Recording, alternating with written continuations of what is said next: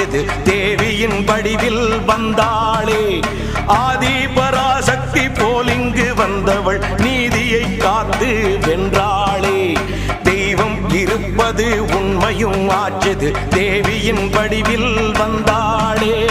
ஆதி Parasakthi bowling வந்தவள் நீதியை காத்து வென்றாளே. நீதியை காத்து வென்றாளே.